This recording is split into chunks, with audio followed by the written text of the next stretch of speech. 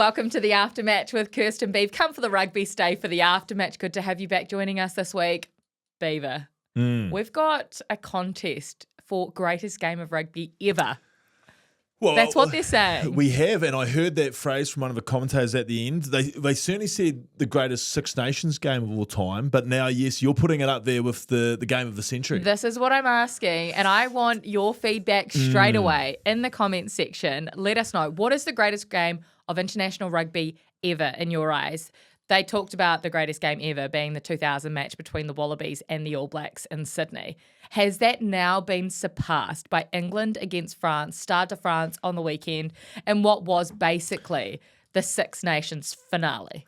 Well, the irony of that, Kirst, is you know that the people in the north would have said about the 39-35 game in Sydney, where's the defence? But now they've got ironic now they've got a 48-46, which is their greatest game of all time. 90 points, Beef, 13 tries, how many lead changes? Like an unbelievable match. And when you look at the drama to go over 80 minutes to pick up a victory, this surely has to be our Bushbuck moment of the week. Well, it is the Bushbuck moment of the week. And obviously, in particular, one of the great names of French rugby. And I say the great names because you and I, both lucky enough to be there when a French team list is read out. Give it to us. And outside of Dupont, when Ramos gets read out, place goes bananas. So unbelievable that I was sitting at home watching this thinking, it's Ramos, he gets it. But it wasn't just he got it. It was the most pure, down the middle strike, no deviation at all. And you see a lot of, and we're guilty of it here on the podcast, the Aftermatch, of the hypothetical. Oh, who would you have kick for your life? Well, tell you what, there's a scenario. Oh, there he is. There's a scenario right there, isn't it? Obviously, the whole of France. He's replacing Farrell. The whole of France is riding you home to win the title. You've got being death-ridden over in the Emerald Isle of Ireland because if the kick misses, they win the title. Just a phenomenal piece of nerve, you could say, because it is all nerve and holding it. And even the conjecture about where am I allowed to take it from? I thought, what nationality was the ref? Because I thought there was some breakdown because clearly he was saying you could either take it from in front or over there. And then when all of a sudden Dupont and Ramos realised that they were taking it from over there, oh no, we want it back over there. They had already said, no, apparently it's over there. And I thought that just added to it. But it didn't affect them. It would have been easy enough for Ramos to, just have a little bit of muddling of the mind because, oh, hang on, I want that one over there. But stood up, smacked it over, and without a doubt, there were some magical moments over the weekend. But as far as Bushbuck moment, that could be Bushbuck moment of the season. Oh, you're calling it early. Well, actually, no. Cody Vai's put down is still up there. But, as far as importance for a championship, unbelievable. You've also got to strip it back. Yep, Ramos was amazing. But the way that the French were able to keep possession, like they were out on their feet. They were absolutely stuffed, but they kept the ball, kept getting to rucks just when you thought that they had no chance of getting to the next ruck. And then they finally get the penalty. What did you think of the French jerseys? I loved them. The baby blue, beautiful. Yeah, well, you've got younger eyes than me. I turn on the TV. What colour did it look like to you? Well, I turned on the TV and I thought there's 30 guys in the same jerseys. Absolutely ridiculous. And look, men are colourblind. It's actually a fact.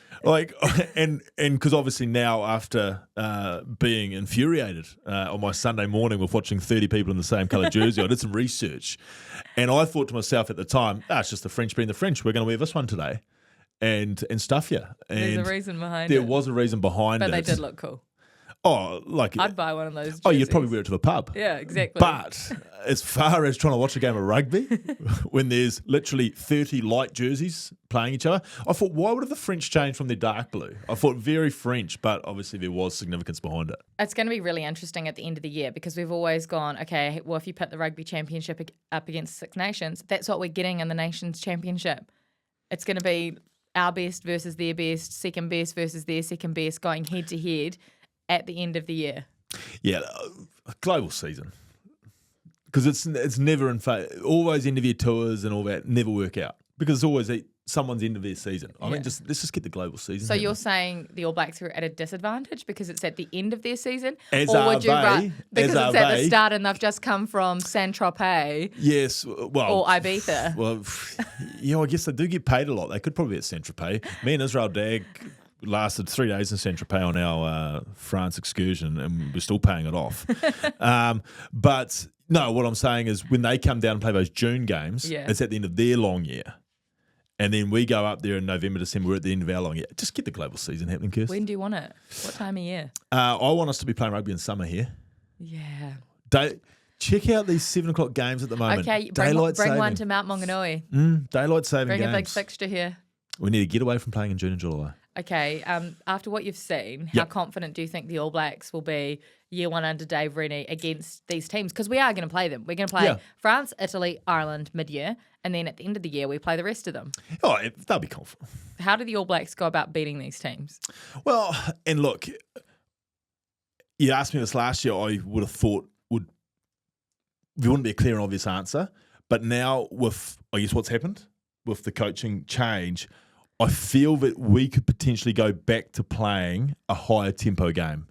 And when you watch France, and I know it was only their B team, come down to New Zealand last year, at times when we put 15 to 20 minutes together at that high-paced game, I think about Wellington, there was a time there where it was just really electric as far as the speed of game. I still think, and having watched them in France at the World Cup like you, and seeing the injuries that just imaginary started happening to props and what have you, I just still feel if you get back to playing that high speed, I guess, New Zealand sort of style rugby, that speed of game might be the unravelling of some of these guys because they are monster packs. And they just, right. And we're not that. We can run them off their feet and get them with tired. With skill, with intelligence, because our guys are more athletic. I still think when you look at the body shapes, like you compare our locks that are running around, they're not just big chunks of meat. They're agile. They've got offloads, and that's not saying that these Northern Hemisphere guys don't, but they're just a thicker set. And you think about our loose forwards like an Artie Savere and the speed of game that he can live with and he can play with. And, you chuck your Cody Taylors and then you might bring an Amur off the bench or a Takiaho.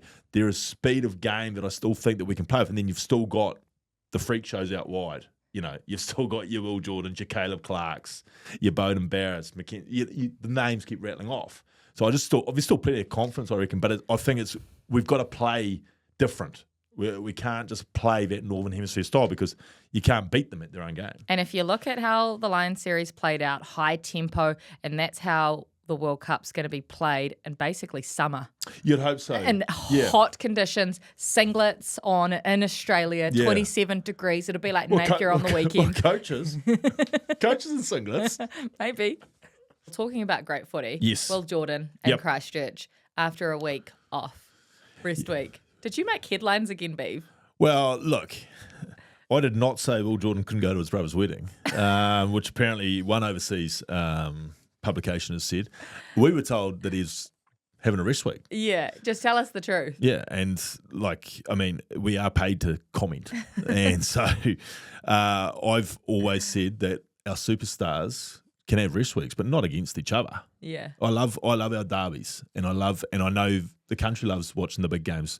But apparently there was a good reason why Will Jordan didn't play the Blues. Fair enough, but the 80-minute performance from Will Jordan, again, you remember the first 20 minutes against the Highlanders in Dunedin and what damage he did? Well, the damage that he just did against them in 80 minutes. His last 60 against the Chiefs. Yeah. He is another level footballer. He must be the best player in Super Rugby right now. I know you keep banging the drum for Tava Nawai. Yes. But Will Jordan must be the best player in Super Rugby because he is impacting the results of the game. Tava Nawai is having some big moments, but they're not always winning. Well, Jordan, when he's there, they're winning. Yeah, aside from week one. You be easy on Timothy there because I love Big Jim. Because he could argue that he's probably not quite got the artillery around him. Okay. But no doubt, Will Jordan in the weekend was the difference. I know. And again, that comes back to Tava Nawai's nickname, of course, thanks to Joe Wheeler. But no, just when he injects himself in the game, there appears to be nothing that can be done at the moment about it as far as stopping him. Like that first try he gets. Who gets that? Yeah. Pete Christian Cullen? Yeah. Not many others. It is. So is there nothing the opposition can do? Well, sometimes he's just unstoppable. Well, I'd love to be in a review and just say, look, mate, if I was getting hit up about missing a tackle on Will Jordan, I'd say, What am I supposed to do? What is this? He's good. He's a great player. Just great player, Foz. One of the greats. Yeah. No, he's on another level right now. His speed and his power. And look, that game against the Landers would have travelled back to Dunedin, put Will Jordan aside, and thought we've let one slip there. They played against 14 players for 30 minutes. Yeah, and they created enough opportunities. They, at times in the first half, I thought the Crusaders looked a bit disjointed defensively. You look at some of the line breaks that the Landers were making. Yep, Landers good play. However, defensively, the defence coach, I'm not sure whose gig it is at the Crusaders at the moment, they'd be fuming some of the connections. And when I hate to use a buzzword with connections, but literally guys doing one thing and the guy inside them doing another thing. And you're looking at my hands like they're all over shop curse. But essentially, that's where the Landers were making their line breaks. I mean, with all respect to a great friend and colleague of ours, Gus, he doesn't make too many 60-metre line breaks. And again, it was just connection defensively. You think about Tangitau's first foray down that sideline. I think it was Enor and Sevi weren't connected, you know. So I just wonder if the Landers will really look at that tape and think, we let one slip. Okay, well, right now, Beeve, I want to give the Highlanders a little bit more love. We're talking 30 icons of Super Rugby. So far, we've had Rupeni, Cully, Victor, and Larkham. Yes. Give me the most iconic Highlander of all time. Well, when you talk iconic Highlander, you could look at your Jeffs, and colleague Jeff will get a mention in the top 30. Don't worry, Goldie, don't unsubscribe. And you'd Brendan Laney's, for example, your Tane Randall's. But I'm going to mix iconic with, you know, I know we never said it at the start, and I said you didn't have to have won a title, but the Landers have won one title, and I'm going to go to the cornerstone of the reason they won it, Aaron Smith. And we came out with 30 iconic Super Rugby players, but I would go as far to say, and we've said it before when me and you have worked together, in Super Rugby, I don't know if he's been any more influential. That's crazy. The most influential player in 30 years of Super Rugby is... I'd have to say it's Aaron Smith. When you think about what he was able to get the Landers to achieve, which was the title, and then around his time contending, and then you think, respectfully, he was in a team with Ben Smith and Malachi and Naholo were the only guys who were in and around the All Blacks. Coltman was there for a bit. Obviously, Dixon. It was Dixon here and there. It was pre-de Groot. So when you think about mainstay starting All Blacks, mainstay starting All Blacks, he had two. He was up against teams with 8 or 9 each, you know. So I just think what he was able to achieve, and he dragged them with the whole team with him. It's Aaron Smith was the most influential, and he walks into our iconic 30. Tell us who's the most iconic Highlander for you in the comments below, because we've still got plenty to name. Yes. We've only named 4 icons of Super Rugby, 5 now, and we're doing 30, so 25 to go. So we want you to cast your votes. Hurricanes Force, I was there in Napier. Love regional rugby, Beef. I just love the regions. I know you've been there for a Super Rugby match playing. You've been there on the sideline as well. There were food trucks, chocolate-covered strawberries, donuts, you name it. Elvis was playing absolute hits. It wasn't just the classic Sweet Carolines and YMCA of the world. They were actually playing absolute bangers. The kids were on the embankment like you were at Pukekohe all over. It was festival-like. It was an atmosphere that you wanted to be a part of. And to be fair, the game was a little bit like that as well. But it was entertaining. Yeah, it was entertaining. And the great thing about Napier, and I was lucky enough to do their game against the Drua there last year. It's about 27 degrees as well. And the locals support it. Yes. Sometimes the regional games, you know, people get fingers crossed, hit and miss whether it gets supported. Napier always seems to turn out. Looked like the stands were well and truly chocker. And the Hurricanes, I don't know if the Force had been listening to the commentary of their previous game, but they certainly played with a little bit more adventure. They certainly didn't just pick and go like they did against the Landers for 70 minutes. Curtly Bell at 12 was a bit of a masterstroke because he came on and in the Landers game he opened their game up, and then obviously against the Hurricanes he certainly did that. They played with a lot more enterprise.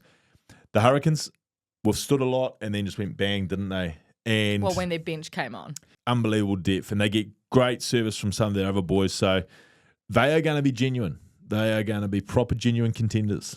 Yeah, just on that, because you didn't even mention Cam Roigard, and you usually always do, when it comes to fantasy rugby. Yes. Cam Roigard, hope you had him in your team on the weekend, 77 points for Cam. If you captained him, even better. Tell me you didn't change him as your captain. No, and I didn't change Cam, but I haven't changed anyone for 2 weeks. Since round 3, because yes, but it worked okay for you? Yeah, it worked because it would have been easy. A lot of selectors are knee-jerk selectors, and it would have been lucky for me to have axed Cam Roigard after that 17 points horror show in Fiji.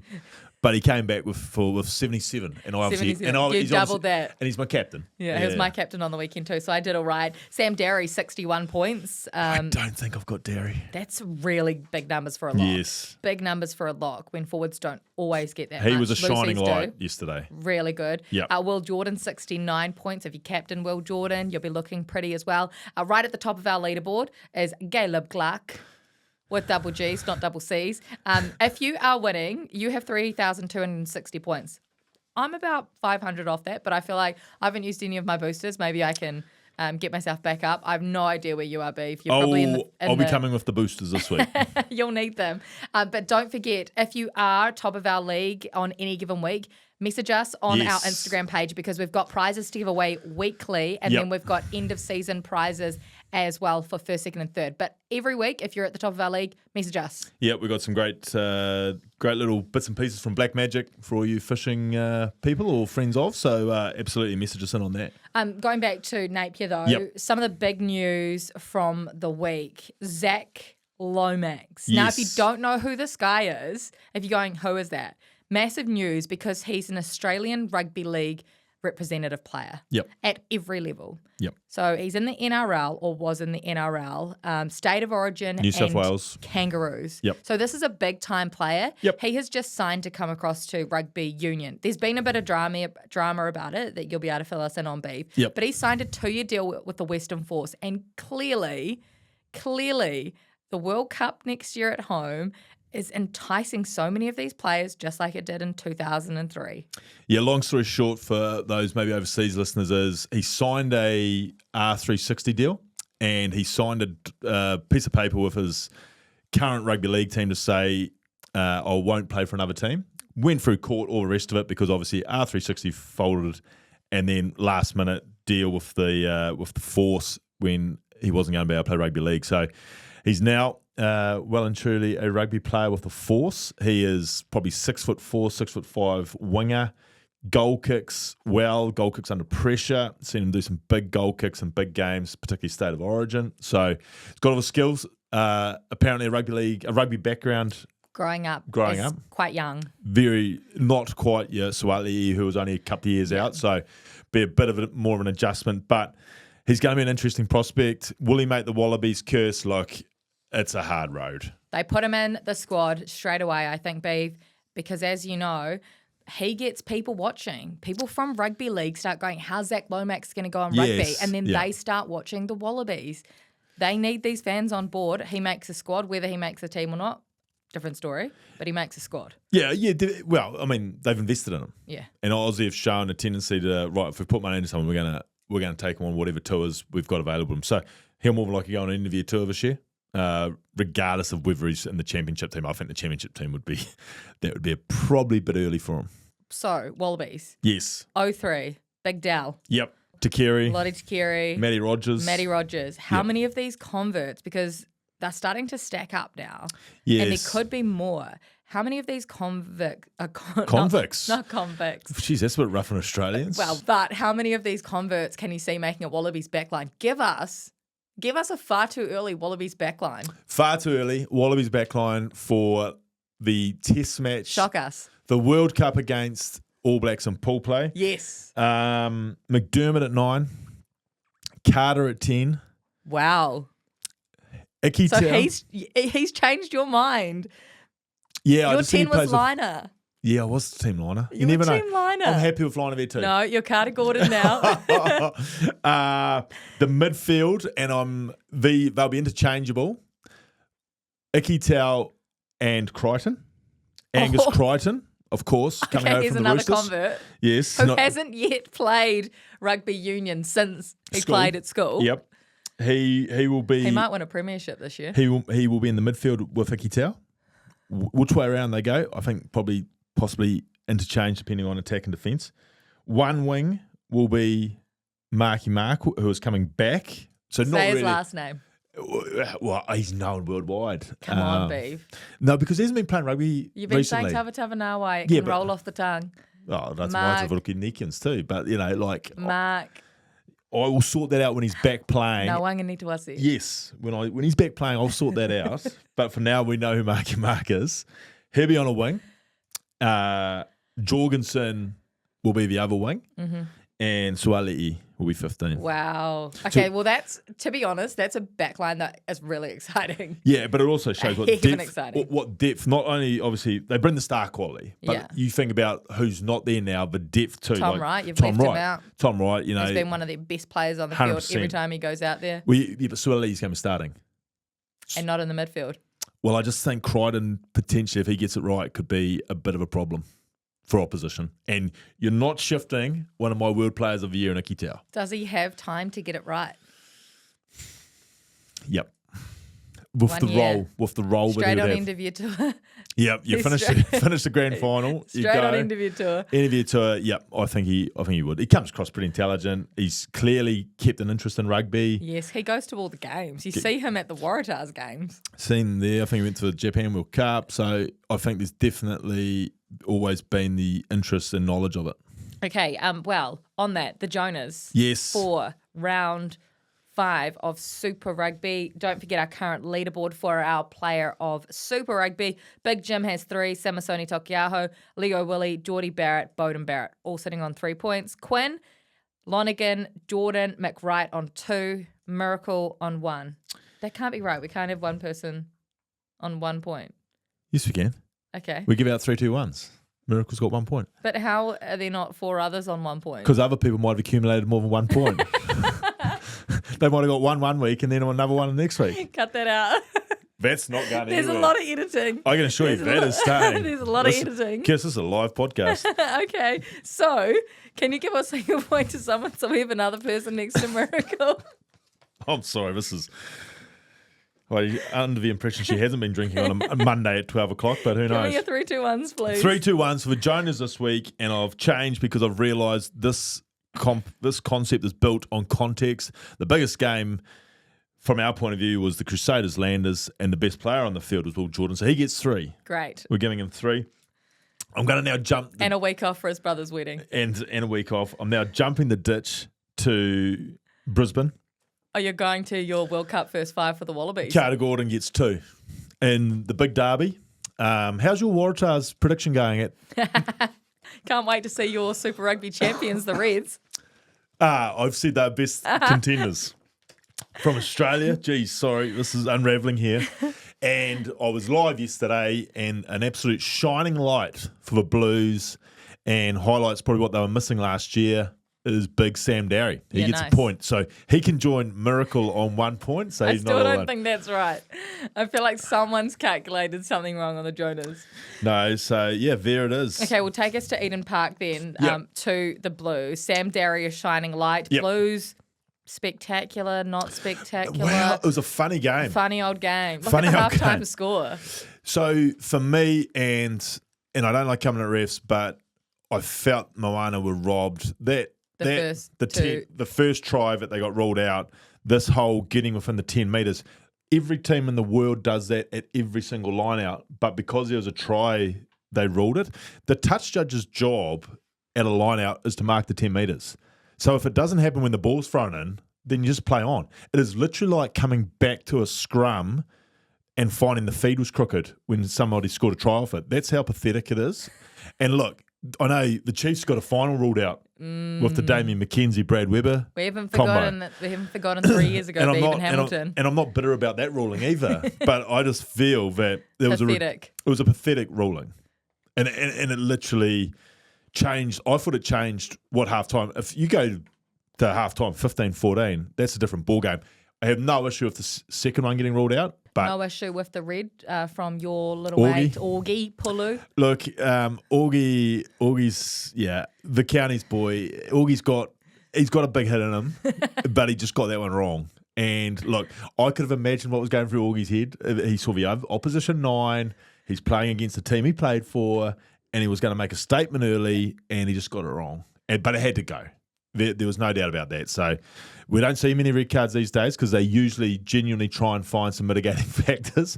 But with Augie's, he just got it wrong. And that's what Moana could have held on to, the fact that, look, hey, we go to half-time, we've played 20 minutes of this without, 14 down. We are still in... And 2 disallowed tries and so close. So close, but then Blues, straight after halftime, bang, bang, game's over, and they were able to cruise. Is Cody Vi one of our new favourites? He was given it this one after this, the week before. We turn over ball, Cody Vi, 50 out, try. See you later. Interviewed in pre-game, lovely fella. Oh, great. Great interview too. Yeah. Really lovely. But did you see the end of it? They cut the end of it because it was my first time doing an on-field pre-game interview, and as a player, I would have hated to do them. So I was quite nervous about it. And I was told just before it, so I had memorised my questions, and then I was told throw it back to Taylor. Oh, you didn't throw back. And I said as I've had a nice finish, shake hands. Back to you, Taylor. Stand. Oh, in the stand. No, at the desk. And thankfully, after a few beeped out words, they actually cut it completely. So there was no throwback to Taylor. Oh, you said the F word. Oh, well. Got away on you. I just absolutely butchered it. Red head. Yeah, not clear in the thinking. But no, great young footballer. And I just would love to see him and Caleb Clark get more open ball. He likes the aftermatch. Because I said to him, man, I'm a bit nervous about this. He goes, I've seen you on the Aftermatch. You're very good at what you do. Or maybe I'm paraphrasing. That's lovely. Maybe I'm paraphrasing that. That's lovely. Yes. Is he the kind of person, and hear me out here. Yes. Remember how we always say that in a World Cup year, there's always a bolter. Yes. I know he's only young and very fresh. 4 and games obviously, in. I know. And he's still learning after being on the 7th circuit. But is he the kind of person that, given a year with a little bit of moulding, that you could see as a squad member for the All Blacks going into the Australian World Cup with the skill set that this kid's got? Well, World Cup year, you talk about bolters, it's always an outside back. Always. And I'm not peeping pressure on this kid. I'm just saying potentially. Yeah. He's 100%. someone that could come out of nowhere. There's going to be someone. I don't think Tangi Tau will now be classified as coming out of nowhere. No. Because he's probably a year ahead of him. Yeah. But he's only 1 year ahead of him as far as his development goes. So, no, there's always an outside back that appears out of nowhere. And look, Sevu's leaving. Yes. And so instantly there's one spot. And as we said, you think Nehe, Milner Scala 15, and Narawa for 23. 19. I can't even think how many games would have Bridgie had under his belt by the time 19 came around, there was those sorts of guys too. So absolutely, he is somebody who's on the improve and rapid. When he got that ball 50 out, you weren't touching him. Who's had the best celebrations that you've seen?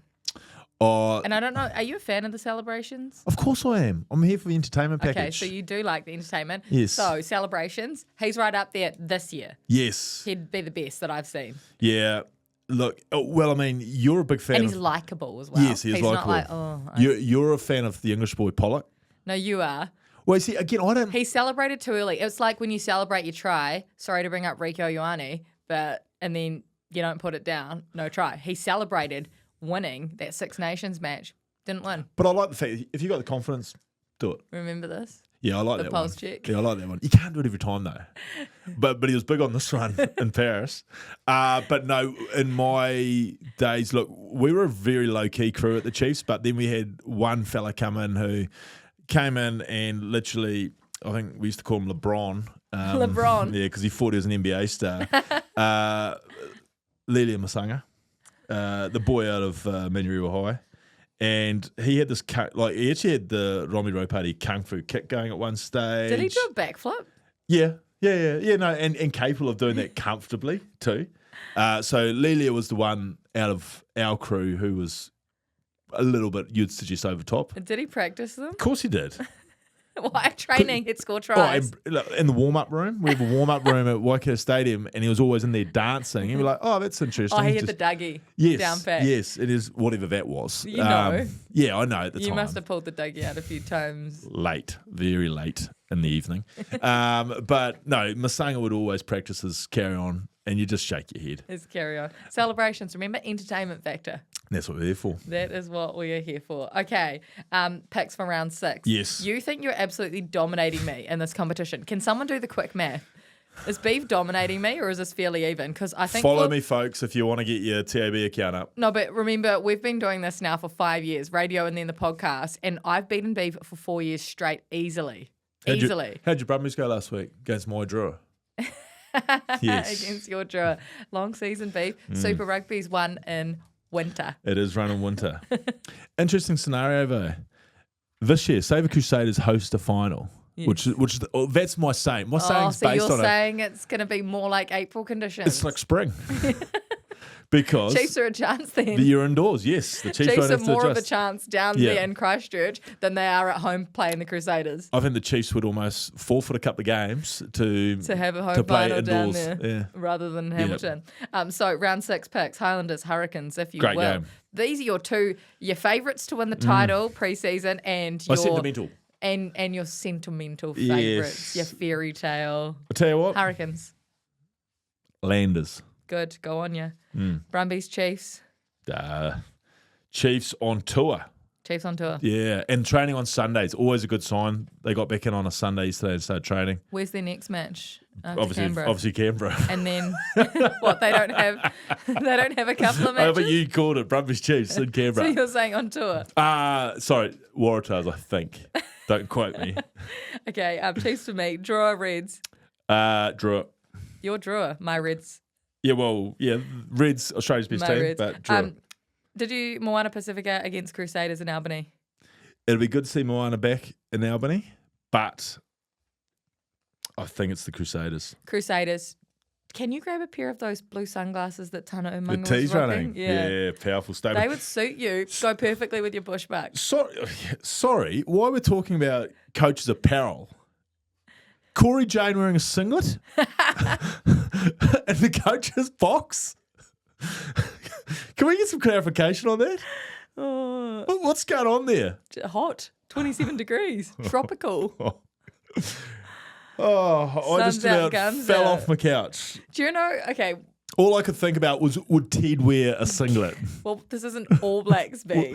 Well, This is Festival Rugby When in Ted was Napier. coaching the Blues in the glory days, what if he worn a singlet, Corey Jane? That's what I want to know. Waratahs Blues. See, this is big. You this is your pre-tournament favourite, the Waratahs. Yeah, I think they're on death row. Blues. Yeah, and they're gone then. You're putting a line through them now. I'm putting a line 'Cause I'm through them, going Blues. Unfortunately. I've got Blues. Next year's their year, though, with their Wallabies centre. What did I tell you And about the start of the 15. year? They Should have taken Carter No. Gordon. You said Reds have stockpiled all these 10s. They should have taken Carter Gordon. They would have the title. the Waratahs recruitment policy of superstars in the outside channels, another thing that doesn't win titles. Max Jorgensen Yeah. scores at least 2 a game. Poor bugger needs to get the ball though. Still scores a couple. Imagine if he had a better They need distributor. They need to buy some players on the inside. I'm going back to Corey Jane, yeah, singlet? Corey Jane, yeah. Corey Jane singlet. Because do you know what stands out to me? Obviously, we're very lucky in our jobs because we get to be at the grounds. What and stands we out to you about Corey Jane and singlet? Tell me. No, it's just it's not the singlet. They just always seem like they're having a lot of fun.